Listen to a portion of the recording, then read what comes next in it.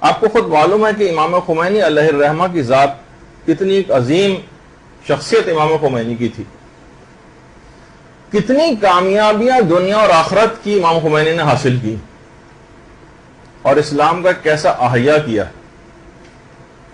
یقیناً اس کے ساتھ ان کے وہ تمام عمل کی دنیا کے آدمی تھے، پریکٹیکلی ہر چیز کیا کرتے تھے، لیکن اس کے ساتھ ساتھ دعاؤں کا دامن بھی ہاتھ سے نہیں چھوڑا تھا۔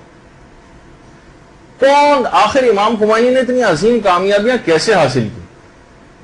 اور ہم بھی کسی پرسنٹیج میں ایسی کوئی عظیم کامیابیاں حاصل کر سکتے ہیں، اب جو بھی ہماری فیلڈ ہے جس میں بھی ہم آگے جانا چاہتے ہیں، دنیا کی بھی کامیابیاں ہمیں مل جائیں، آخرت کی بھی کامیابیاں ہمیں مل جائیں۔ تو جس وقت امام خمینی علیہ الرحمہ کی عمر فقط 30 سال تھی، 30 سال، بالکل جوان تھے، اس وقت امام خمینی جیسے کہ دیگر علماء کا بھی ایک طریقہ کار ہوتا ہے، دیگر علماء کا بھی ایک طریقہ کار ہوتا ہے کہ اپنے سے جو بزرگ علماء ہوتے ہیں ان کے پاس کچھ لاہ عمل لینے کے لیے جاتے ہیں۔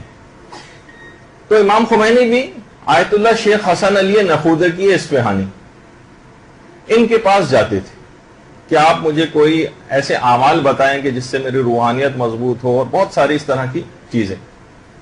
آیت اللہ شیخ حسن علی نخودکی اصفہانی یہ مرجع بھی تھے اور بہت ہی عالم عارف شخصیت تھے۔ امام خمینی سے ان کی ملاقات مشہد میں ہوئی۔ یہ آیت اللہ شیخ حسن علی نخودکی اصفہانی کی قبر مبارک ہے، اور امام خمینی ان کے پاس گئے اور ان سے کہا کہ آپ مجھے علم کیمیا جو ہے وہ سکھائیں۔ علم کیمیا، دیکھیے علم کیمیا ایک ایسا ایک علم ہے کہ سمجھیں کہ انسان اس علم کو اگر حاصل کر لے تو خاک کو بھی سونے میں تبدیل کر سکتا ہے، اور نہ جانے کون کون سی طاقتیں اس کے پاس آ جاتی ہیں۔ اچھا، خود آیت اللہ نخودکی اصفہانی کی بہت ساری کرامات ہیں جو کہ کرامات الاولیاء کے نام سے، کچھ تو کتابیں ہمارے برادران اہل سنت کی اسی نام سے لکھی گئی ہیں، لیکن شہید شیرازی ثانی ان کی جو کتاب ہے من کرامات الاولیاء، اس میں بھی ان کا کافی تذکرہ ہے شیخ حسن علی نخودکی کا۔ یہ اپنے طویل رکوع کرنے میں انتہائی شہرت رکھتی، معمولی بات نہیں کہ پوری رات اس طرح سے آیت اللہ حسن علی نخودکی اصفہانی عبادت میں پوری رات ایسی گزارتے تھے رکوع میں کہ چھت پہ جا کر برف باری ہو رہی تھی، جب صبح لوگ پہنچتے تھے تو دیکھتے تھے کمر ان کی پوری برف سے ڈھک چکی ہوتی تھی، اس طرح سے رکوع کیا کرتے تھے۔ ایک تو رکوع خود آیت اللہ حسن علی نخودکی کے بہت مشہور ہے، اسی طرح سے اویس قرنی کے رکوع اور سجدے بہت مشہور ہیں۔ وہ بھی اویس قرنی قرار دیتے تھے کہ آج کی پوری رات رکوع کی رات ہے، پوری رات رکوع میں گزارتے تھے، آج کی پوری رات سجدے کی رات ہے اور پوری رات سجدے میں گزار دیتے تھے۔ بڑی عجیب و غریب شخصیت تھی اویس قرنی کی، اور ایران میں بھی ان سے منسوب ایک جگہ ہے اویس قرنی سے، اور اس کے علاوہ یمن میں یہ جگہ یہ اویس قرنی کی رہائش گاہ کے طور پر شہرت رکھتی۔ اچھا، خود مجلہ ایک باقاعدہ نکلتا ہے ایران سے جس کا نام ہے حوزہ، باقاعدہ ایک رسالہ نکلتا ہے، اس کا جو 58واں نمبر ہے 58، اس میں یہ بات لکھی ہے کہ آیت اللہ شیخ حسن علی نخودکی اصفہانی یہ امور باطنیہ کے اندر یہ کہاں سے گائیڈنس اور یہ طاقت کہاں سے حاصل کرتے تھے کہ اتنے عالم عارف ہو گئے، اور کہ امام خمینی ان کے پاس جاتے تھے کہ لاہ عمل ہمیں بتائیے۔ تو امور باطنیہ میں آیت اللہ نخودکی حضرت کمیل ابن زیاد ثقفی کی روح سے ارتباط اور توسل کر کے مدد کو حاصل کرتے تھے۔ یہ عراق میں حضرت کمیل ابن زیاد جن کی دعائے کمیل ہے ان کا مزار مبارک ہے، ان کی روح سے کسب فیض کرتے تھے۔ تو آپ نے دیکھا کہ علماء کس طرح سے بزرگ علماء کے پاس جا کر یہ تمام چیزیں سیکھتے ہیں۔ خیر، امام خمینی ان کے پاس گئے اور کہا کہ آپ مجھے کیمیا سکھائیے۔ 30 سال کی عمر تھی۔ انہوں نے کہا ٹھیک ہے، میں ایک شرط پہ تمہیں کیمیا سکھا سکتا ہوں کہ تمہارے ہاتھ میں ساری طاقتیں اور پاورز آ جائیں، لیکن میری ایک شرط ہے کہ جب تک تم زندہ ہو کسی کو اپنی پوری زندگی میں کسی کو بھی یہ بات بتاؤ گے نہیں. اچھا اگر ہم ہوتے تو کیا کرتے؟ جی جی بالکل میں پکا وعدہ کرتا ہوں کہ میں کسی کو نہیں بتاؤں گا، آپ بتائیے، پیچھے لگ جاتے ہیں. امام خمینی نے کہا نہیں، میں یہ وعدہ آپ سے نہیں کر سکتا، مجھے کچھ نہیں پتا کہ آئندہ زندگی میں میرے ایمان کی کیا حالت ہوگی، میں آپ سے وعدہ نہیں کروں گا. حالانکہ اتنی بڑی بات کہ وہ تیار ہو گئے ہیں ایسا عمل بتانے پر، لیکن امام خمینی نے کہا نہیں، اس شرط کے اوپر مجھے قبول نہیں. ہو سکتا ہے کبھی میں وعدہ خلافی کر جاؤں جو کہ مجھے برداشت نہیں. جب امام خمینی کی شفافیت دیکھی، 30 سال کی فقط عمر ہے، جوان آدمی تھے، یہ شفافیت، یہ صداقت، یہ سچائی جب ان کی دیکھی اتنی پسند آئی کہ کہا کہ اب میں تمہیں کیمیا سے بھی بڑھ کر ایک چیز بتاتا ہوں کہ جس کو اگر تم پابندی سے انجام دو تو دنیا اور آخرت کی ہر کامیابی تمہیں ملے گی، بلکہ دنیا اور آخرت کی بادشاہت تمہارے قدموں تلے آ جائے گی. اور اس کے بعد انہوں نے آیت اللہ نخودکی اصفہانی نے باقاعدہ ایک عمل صرف جو کہ 5 مرحلوں کے اوپر مشتمل ہے، بہت ہی چھوٹا، جس میں 3 آپ روزانہ کرتی ہیں لیکن آپ کو ان کا ادراک نہیں تھا اس سے پہلے کہ یہ کتنی خصوصیت کی حامل یہ چیزیں. یہ آیت اللہ نخودکی کے پوتے ہیں، ہاشمی خراسانی، پوتے یا نواسے، یہ آج کل زندہ بھی ہیں، یعنی وہی شیخ حسن علی نخودکی اصفہانی، یعنی علماء کی ایک باقاعدہ سلسلہ ہوتا ہے ان کی نسلوں میں کہ علم دین جاری و ساری رہتا ہے. کہا کہ پہلی چیز تو یہ کہ ہر نماز کے بعد تسبیح فاطمۃ الزہرا سلام اللہ علیہا، اللہم صلی علی محمد وعلی محمد،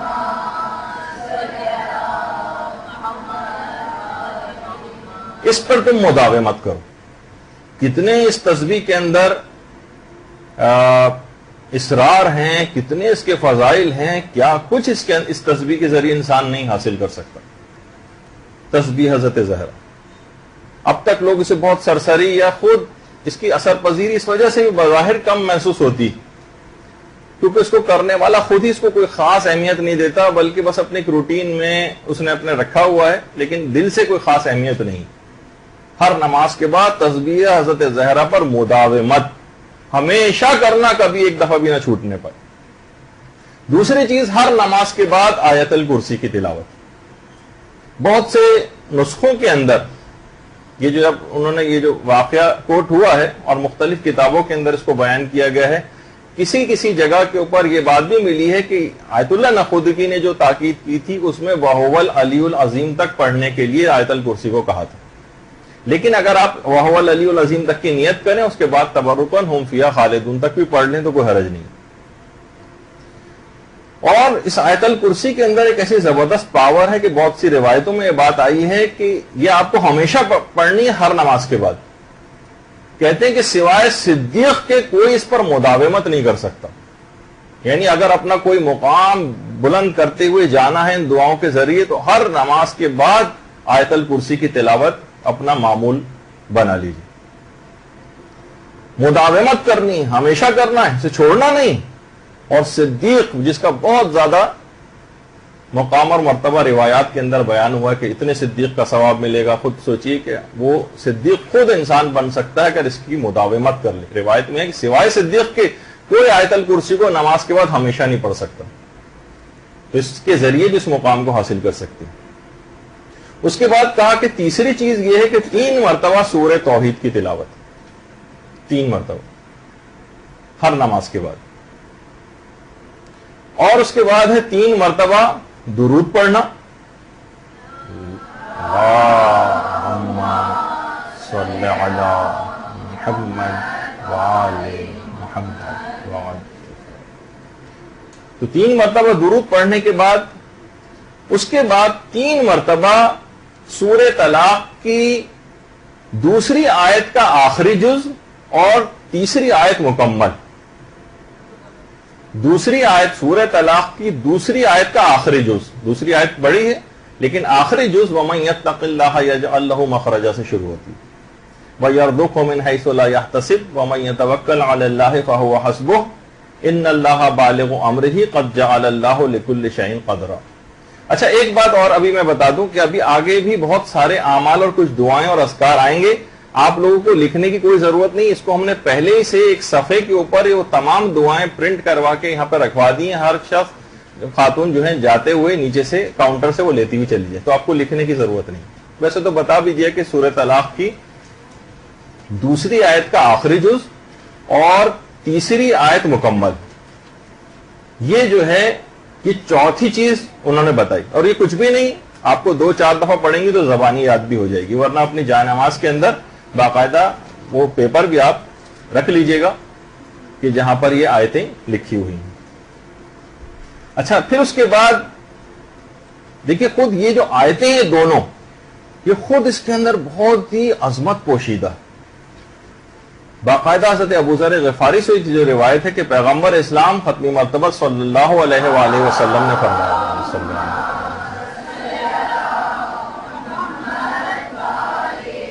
کہ پیغمبر فرماتے ہیں کہ میں ایک ایسی آیت جانتا ہوں کہ اگر لوگ اس آیت کے دامن سے وابستہ ہو جائیں تو ان کی تمام مشکلات حل ہو جائیں. اور اس کے بعد پیغمبر نے ان دونوں آیتوں کی تلاوت کی. یعنی اتنی اہم ترین آیتیں ہیں یہ دونوں, دوسری آیت کا آخری جز خاص طور پر, اور پوری دوسری اور تیسری آیت بھی پڑھ سکتے ہیں. کہا کہ میں ایک ایسی آیت کو جانتا ہوں کہ اگر لوگ اس کے دامن سے وابستہ ہو جائیں تو ان کی تمام مشکلات حل ہو جائیں. اور باقاعدہ اس کی شان نزول میں جو کہ مشہور واقعہ بھی بیان کیا جاتا ہے کہ پیغمبر کے ایک صحابی تھے عوف ابن مالک, ان کا بیٹا کافروں کی قید میں چلا گیا تھا. اچھا, یہ بہت ہی غمزدہ پیغمبر کے پاس آیا اور شکایت کی کہ میرا بیٹا کافروں کی قید میں چلا گیا اور میں مالی تنگ دستی کا بھی انتہا سے زیادہ شکار. تو پیغمبر نے کہا تم تقوی اختیار کرو اور اس کے علاوہ تم لا حول ولا قوت الا باللہ کا بہت زیادہ ورد کیا کرو. یہ گئے عوف ابن مالک, اور متقی و پرہیزگار تو تھے اور زیادہ سختی کے ساتھ کاربند ہوئے اور لا حول ولا قوت الا باللہ کا ورد کرنا شروع کیا. اگلے ہی دن ان کا وہ بیٹا کافروں کا ایک اونٹ لے کر بھی اپنے ساتھ آ گیا کہ ذرا سا کافروں کی نگاہ بچی اور وہاں سے فرار ہوا. تو نہ صرف یہ کہ وہ بیٹا ان کو واپس مل گیا بلکہ اپنے ساتھ وہ کچھ اس زمانے میں اونٹ ایک بہت بڑی ملکیت اور مالیت سمجھی جاتی تھی, وہ اونٹ بھی اپنے ساتھ لے کر آ گیا. اللہم صلی علی محمد. اور اس کے بعد یہی سورہ طلاق کی یہ 2 آیات بھی نازل ہوئی جو اس کے شان نزول میں بیان کی جاتی. تو اس کے اندر بھی آپ دیکھیں کہ وَمَن يَتَّقِ اللَّهَ يَجْعَلْ لَهُ مَخْرَجًا, جو بھی تقوی اختیار کرتا ہے پروردگار اس کے لیے نکلنے کا راستہ جو ہے وہ بنا دیتا ہے, اور اس کو ایسی جگہوں سے رزق ملتا ہے جہاں سے اس کو گمان بھی نہیں ہوتا. اور جو بھی خدا پر توکل کرتا ہے خدا اس کے لیے کافی ہو جاتا ہے. تو آپ نے یہ دیکھا کہ اس کے اندر جو خصوصیت کے ساتھ جب روزانہ آپ 3 دفعہ اس آیت کو پڑھیں گے اور اس کا ترجمہ بھی دماغ میں رکھیں گی کہ تقوی کے ذریعے کتنے سارے کام ہو جاتے ہیں, جس کو آپ سنتی رہتی ہیں ہاں بھائی گناہوں سے بچو, گناہوں سے بچو, گناہوں سے بچو. ان سب کے آپ کو دنیاوی فائدے بھی ملنے والے ہیں. رزق میں آپ کی وسعت ہو جائے گی, پریشانیاں جو گھروں کا رخ کر لیتی ہیں, آپ گناہوں سے انسان اس کی لذت کو کبھی حاصل کر کے دیکھے کہ کتنی لذت اس کو ملے گی روحانی طور پر, اور ساری مشکلات اور پریشانیاں بھی اس کے حل ہوتی چلی جائیں گی. اور باقاعدہ آیت اللہ خوئی سے جب کوئی لوگ بہت سے سوالات پوچھتے تھے, تو مثلا کسی نے پوچھا کہ ہم بینک کی نوکری کرتے ہیں, کس طرح سے ہمارا اور گزر اوقات کا کوئی اور ذریعہ ہمارے پاس نہیں ہے, ہم کہاں کہیں اور جاب تلاش کرتے پھریں گے, اور بینک کی نوکری جو ہے سودی شعبوں کے اندر یہ حرام بھی ہے, تو کوئی حل ہمیں بتائیے. تو آیت اللہ کوئی اپنے جواب کے اندر فقط اور فقط سورہ طلاق کی یہ دوسری آیت کا آخری حصہ لکھتے تھے, وَمَن يَتَّقِ اللَّهَ يَجْعَلْ لَهُ مَخْرَجًا. آپ تقوی اختیار کریں, ہمت پیدا کریں, اس جو ہے حرام نوکری سے اپنے آپ کو بچائیں, پھر دیکھیں خدا آپ کے لیے کیسے سہولیات نکالتا ہے. تو یہ تمام چیزیں کہ اتنی اہم ہیں یہ آیات, اور خاص طور پر ان بچوں کے لیے, ان نوجوانوں کے لیے. اکثر والدین کو شکایت ہوتی کہ اول تو یہ لوگ نماز ہی نہیں پڑھتے ہیں, اور اگر نماز پڑھتے ہیں تو تعقیبات وغیرہ کی طرف کوئی دھیان نہیں ہے, تسبیح حضرت زہرا کی طرف کوئی دھیان نہیں ہے, بس نماز پڑھی اور فوراً سیکنڈوں کے اندر بھاگ گئے. ایک دفعہ اگر آپ ان کو احساس دلا کر بچوں کو اگر یہ والی چیز, یہ عمل سکھا دیا جائے ایت اللہ نخودگی کا, اور وہ اس کو کرنے لگے تو اس کے اندر خود ایک بڑی عجیب و غریب صلاحیت ہے, یہ ایڈکٹیو ہے. یعنی اس کے بعد جو بھی آدمی اس کو شروع کر دیتا ہے وہ اس کو پھر چھوڑنے کا نام نہیں لیتا, اس سے چھٹتا ہی نہیں ہے. پھر عجیب و غریب اس ذکر کے اندر ایک ایسی صلاحیت, ایسا میگنیٹ ہے اس کے اندر کہ وہ چھوڑنا بھی چاہے تو اس عمل کو پھر چھوڑ نہیں سکتا اور ساری زندگی پھر اس کو انجام دیتا ہے. تو بہرحال انہوں نے کہا کہ اگر یہ 2 آیتوں کے اوپر تم مداومت کر لو, دوسری آیت کا آخری جز سورۃ طلاق کا اور آیت نمبر 3, تو کہا کہ پھر تو یہ کیمیا تو بہت چھوٹی چیز ہے, دنیا اور آخرت کی تمام بادشاہت تمہارے قدموں تلے جو ہے وہ آ جائے گی. اور اس کے بعد پھر ہم نے خود دیکھا کہ امام خمینی نے 30 سال کی عمر سے پھر یہ عمل کرنا شروع کیا, اور جب ان کا انتقال ہوا تو واقعتاً ہم نے اپنی آنکھوں سے دیکھا کہ دنیا اور آخرت کی بادشاہت کس طرح سے امام خمینی کے ہاتھوں میں آ گئی. اچھا, جب انہوں نے عمل کرنا شروع کیا تو اتنی جلدی نتائج ظاہر ہوئے, توفیقات کے ایسے خزانے ملے کہ امام خمینی کی جو مشہور ترین کتاب ہے چہل حدیث, وہ امام خمینی نے 30 سال کی عمر ہی کے اندر لکھ لی تھی. اس عمل کو شروع کرنے کے بہت ہی جلد انہوں نے وہ عظیم معرکۃ الآراء کتاب لکھی جو آج بڑے بڑے علماء اس کے درس دیا کرتی.